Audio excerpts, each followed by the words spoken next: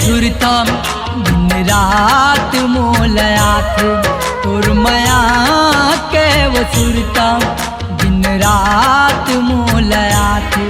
आओ बतावो रे दीवानी, आओ बतावो रे दीवानी, दिन रात मोलया थे, दिन रात मोल रुआ थे।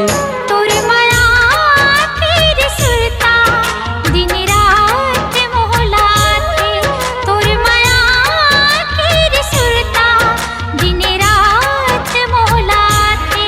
का बतावो रे दीवाना, का बतावो रे दीवाना, दिन रात मोहला थे, दिन रात मोला रोवा थे। तोर माया के वो सुरता दिन रात मोलया थे। तोर माया तेरी सुरता दिन रात मोहला थे।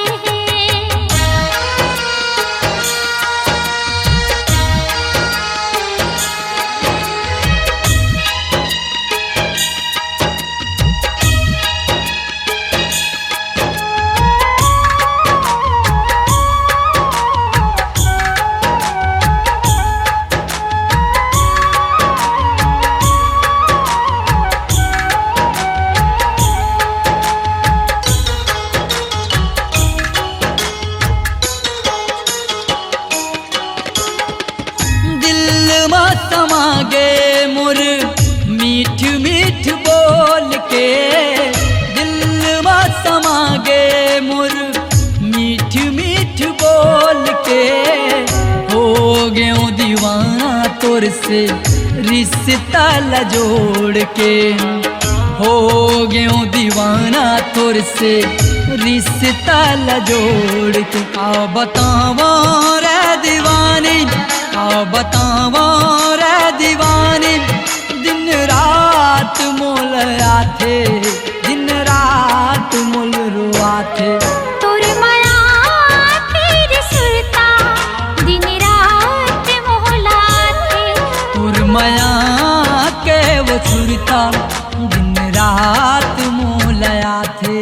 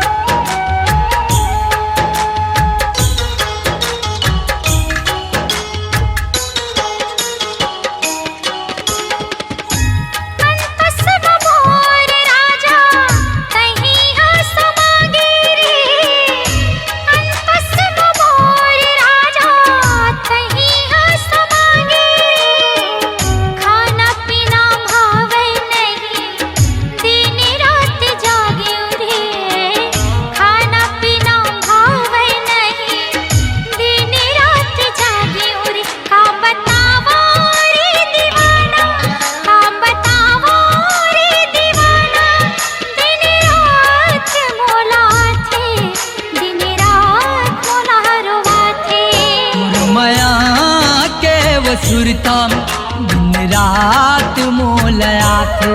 तोर माया तेरी सुरता दिन रात मोहला थे।